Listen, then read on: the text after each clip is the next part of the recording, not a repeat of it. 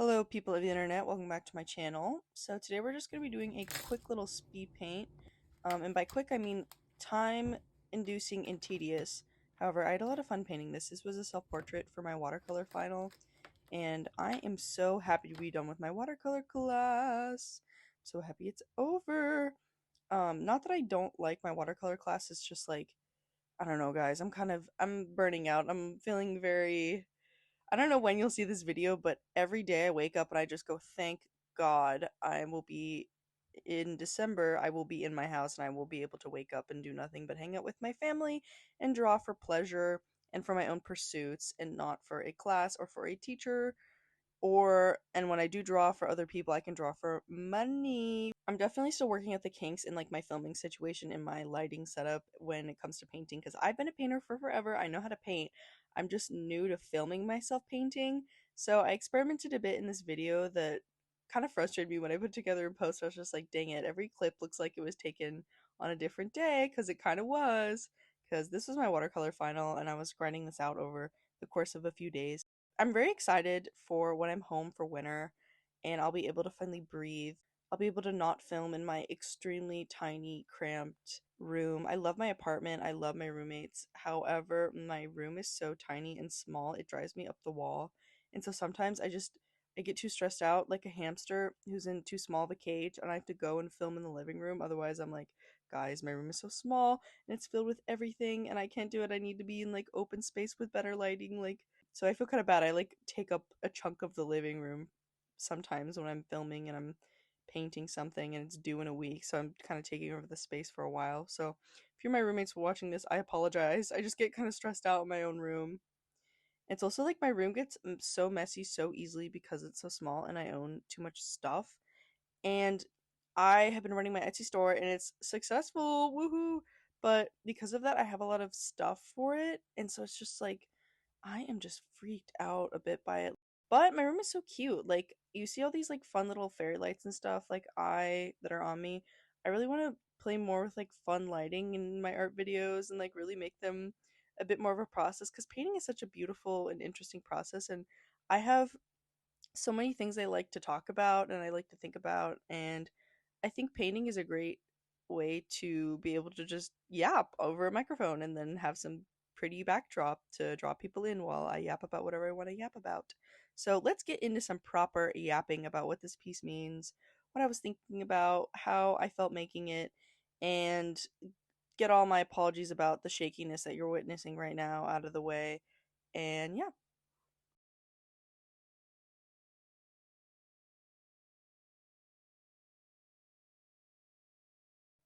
So this is a self-portrait, like always. I love self-portraiture. Ever since the election, I have just been on a nostalgia kick. I think it's part of my want to escape reality because I don't know, man. Like I just think about back to like the Trump administration and how I felt during the Trump administration versus like how I feel about like early 2000s 10s internet culture, like especially 2014 Tumblr and how that's sort of coming back into fashion now that it's 2024. It's been 10 years. We all know it's been discussed to death. The trend cycle is so real. Time is a flat circle. Everything comes back. And it's just like that process has definitely been expedited by the internet and a lot of people have been noticing it. And it's weird to talk about amorphous things like vibe shifts in society and not sound like a crazy person and also not sound like I live in an online echo chamber where I don't go outside and I'm like, guys, people online are sad. The vibes have shifted. Something in the air is afoot. Like it's hard not to sound like that, but at the same time, it's true. And it's also weird because like when you're a woman and you notice things and you interpret things as a woman and you go, guys, the language that you use to talk about this with other women is quote unquote stupid internet speak. And you go, guys, the vibes have shifted. And I don't think that I need to change the fact that my experience is candy colored and I like being girly and fun and this is the way I express myself. I don't think I need to change that to make it more serious to fit the kind of gloom that sort of is permeating my existence recently, but also the world. People in my real life, people online, and I think the election is definitive proof of this. there has been a vibe shift, and it's a strange feeling. I don't know. Maybe it's just because I just turned 20. I feel like I've never had a birthday quite like it where I'm like, "Oh my god, I'm 20 now," and I feel so different than when I did when I was 19. And it was in a way that I was just not expecting. Like, I don't know, when I was 19, I was just like, "Yeah, whatever, I'm 19, I'm a teenager." And I'm like, "I'm going to miss being a teenage girl." But I don't know, it's so weird. The second I turned 20, I'm like, I'm a woman. What does this mean? So I've been thinking a lot about womanhood and what it means to be a woman, because age and femininity and time and how women change is always going to be a big topic in pop culture. It's always going to be something women have to deal with and grapple with and think about. Part of my fascination with pop stars, and like specifically pop women, because men in pop music are so lame in comparison to pop women, and part of the reason why people worship them is because they are so all encompassing when it comes to taste. And it's hard to have these concerns about beauty and time and blah blah blah when you're an artist and you're a female artist who likes to paint pretty things, because almost universally it's interpreted as trivial. You look at still lives and what's considered like serious artwork, and to me the lines get blurrier and blurrier between like what is considered like serious artwork that's real and fine art, and what is not, and what's kitsch and what's camp, and what's made by women is really seems to me the only determining factor. But beyond that, I was thinking more about like political nostalgia for an era that I am obsessed with, which is the early 2010s. A lot of people are really obsessed with Y2K, but I think it's just the trend cycle. But the trend cycle is getting shorter. I think it moved on from 20 years. Now it feels more like 10 years to me. This is sort of when I was like becoming a person. Because, like, in the 2000s, I loved the 2000s. I was around for the 2000s. However, I was like four. So when you're like four in 2008, there's only so much you can absorb about the culture that's going on around you and the art and things.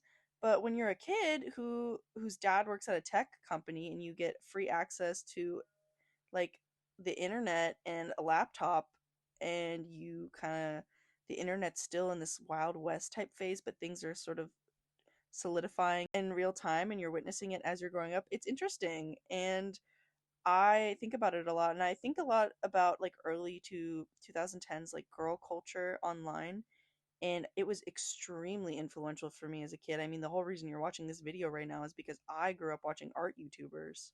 Aesthetic culture has definitely been like critiqued as vapid and shallow and feminine, which is why it like is seen as not real. But I think that's so odd to me, because to me it's realer than anything else. It's real in a way that talking about the way things make you feel doesn't quite encapsulate the same way as just looking and experiencing beauty. And beauty has a lot of nuance to it that we as a society will never even begin to unpack, because it has this almost spiritual dimension to it that everyone can connect with, and everyone experiences differently, and no one can agree upon. And I think that's fascinating. The internet back in this time, part of it is it used to feel so homogenized. And then after 2020, people started to get really crazy about the aesthetics, and then it drove everyone nuts, and everyone's like, you can't be Tomato Girl Summer or whatever. I don't know.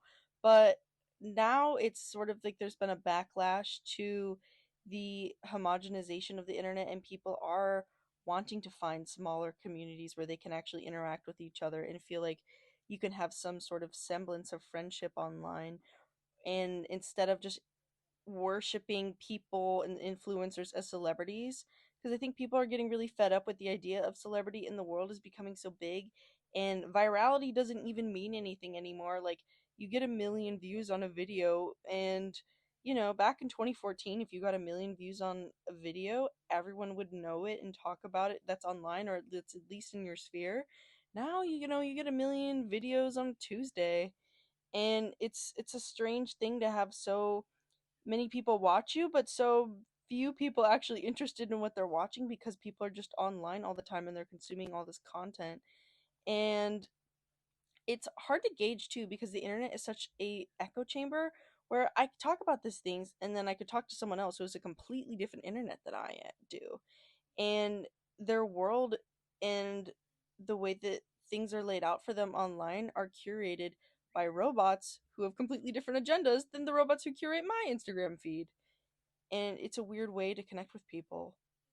I noticed this shift in particular when Instagram changed its rebrand. And I've always been really interested in Instagram just because I'm an artist and it's a picture based social media. And Instagram is just sort of the go to social media for artists. Now it's changed where it kind of doesn't matter because they're all the same. Everyone's sick of that too. Everyone's sick of nothing being for one purpose. Everything has to cater to absolutely everyone in the common denominator. So people are like sick of it and they just want something that's more specific and more catered to them. And but anyway, that's part of what I've been yapping about. And I've absorbed for so long this sort of old person mentality of nothing that happens online is real, none of it matters. But the Trump administration has really proved to me how much it does matter. And this is another thing that happened is when Harambe died, something shifted. And when things shift, there are genuine consequences that result in politics, and politics result in people's lives being changed. And my life has changed very significantly from stupid things like internet memes. Like, there's proof is in the pudding that the fact that alt right groups, I don't know what I'm supposed to call them on YouTube without being demonetized, but those people over there who are really terrible, um, they have used memes as part of their recruitment tactics. So, like, clearly this is not superficial. Clearly this is having an impact on people, and denying it for the sake of the fact that it's on the internet and therefore not real is asinine. Because of course it's real. And everyone, people who say that are like people in my parents' generation who I know spend their entire lives on Facebook, and I know will get radicalized from Facebook memes. People definitely say this a lot less since COVID. I really think COVID was the way for everyone to wake up and sort of be like, oh, this is the reality that we're living in, and things that happen online do matter because being online is all we have right now. So, our entire global situation and how we communicate is very limited, and it drew out things that I feel like people have been noticing for a long time, and it kind of made it in a way where people are able to put into words, or people who were ignorant to it finally were able to see it, who maybe were a bit older and just less internet savvy. So how does this all inform my decisions when making this painting? When I was a kid, I'm in art school, I'm learning color theory, and they're like, it's red, blue, yellow, here are your tubes of paint, go paint with them. And I mix these colors, and I'm like, why does this not work? My purples look terrible. I can't make pink. I can't make the colors I want to make. What's wrong?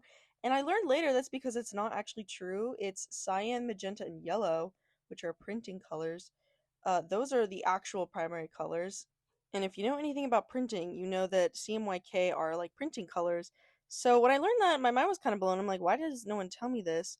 But I learned this through a piece of technology that is helping artists make money. How I make most of my money is through selling prints.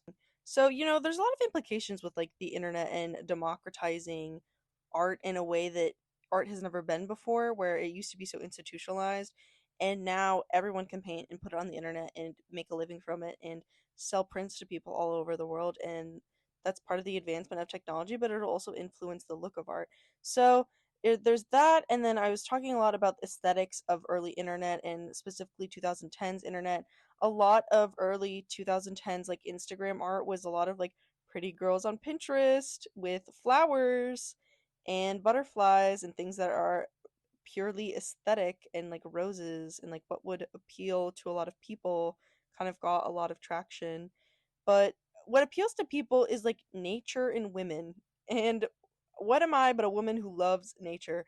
And I specifically really love nature that connects to me. So like a lot of these paintings are like paintings of roses or like very kind of unspecific symbols. They're supposed to draw on what I'd say a vibe, but not a message.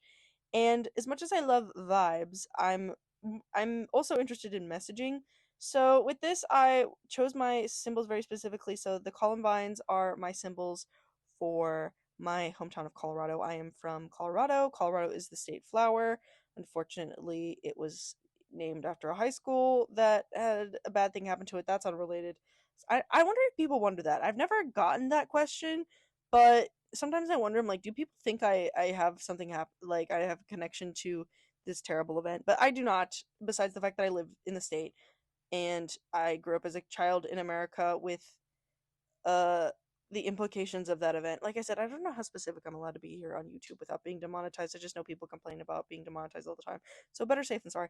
Anyway, and the spider webs are a reoccurring theme in my work about, they're always about thought and thinking and weaving and embroidery and why women are not relegated as real artists when men are. It's because we embroider and we paint things we like and we paint ourselves because men always want to paint women, but when women paint themselves, all of a sudden it's shallow and it's vapid and you know but when men do it, they're commenting on the beauty of the world and the beauty of the womanly form. And it's so strange to me. It's so strange to me that like men can get away with painting women over and over and over for purely aesthetic reasons, and not even aesthetic reasons. A lot of times it's for like gross reasons even, and they completely get away with it and it's fine and it's art. But when women do it, it's like vanity and shallowness, and it's just so frustrating and strange. Pink has always been like a central motif in my paintings ever since I was a senior in high school, and I did a lot of work about misogyny, and I used it as a central motif there, and I've never stopped because it's been my favorite color since I was born. I'll put pictures on the screen, but I had the coolest room ever. I had like bright pink walls that were covered in glitter, and I've just been obsessed with pink since day one. I always dressed in it. I've always loved it. I've always been obsessed with it. And as I've gotten older, I've sort of leaned into it and become more obsessed with it. But the reason I chose pink is visually it's one of the most powerful colors. There's this anecdote I was talking to my one of my professors the other day about where when I think Steven Spielberg was filming Jaws, they specifically never used red until the blood in the water came out because red is just such a powerful color. I think it has a lot to do with like evolutionarily our brain is trained to think of red as a very visceral color because it represents, food, but it also represents blood and injury. And that's why we get hungry when we see it. And pink is a shade of red. And pink is like, has some really fascinating neuroscience. If you've ever heard about drunk tank pink, there was this experiment where they painted some prisons this one specific shade of pink and it lowered violence rates. And pink has been transformed from a boy's color because it was originally like, oh, this is a very powerful color. Now it's a girl's color.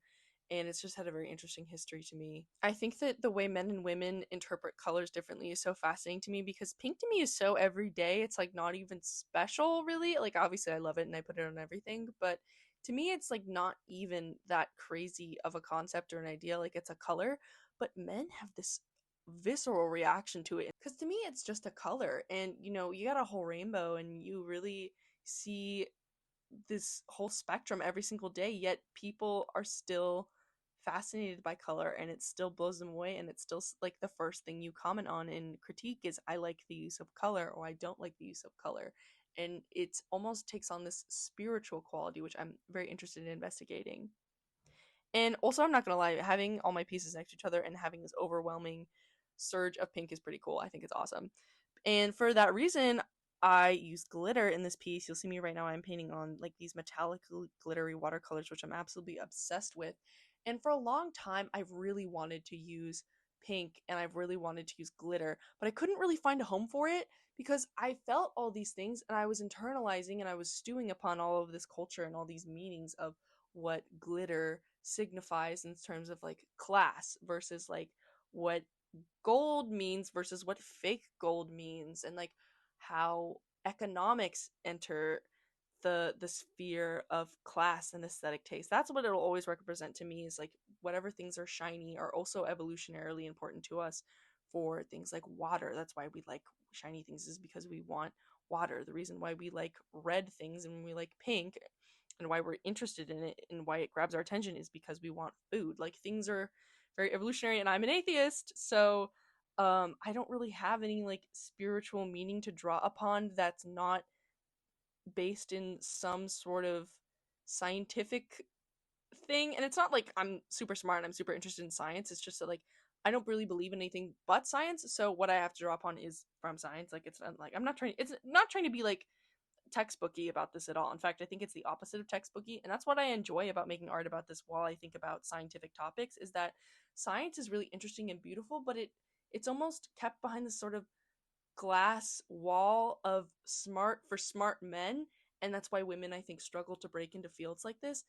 Nothing makes me happier when I hang out with my cousin who's like one of the smartest people in her nuclear engineering program. And she's like, yeah, my favorite thing to do is like do my makeup really nice and like do my hair and put on like a dress and like look all cute and then go into class and absolutely demolish all of my male peers and have them think less of me and then prove them wrong, and how cool that is and how much power I get in reclaiming what society kind of expects of me and then subverting that expectation by leaning into what is considered vapid and vain and shallow and not smart, and using that to fuel my academic progression to destroy these people. And I think that's awesome, and I sort of feel the same way where, science is an extremely male space, but art is also an extremely male space, and it's extremely serious and it's extremely like, but it's not like, it's so dumb. People are painting what they want to jerk off to in like 1805, and people nowadays look back and go, god, we used to be a proper country back when,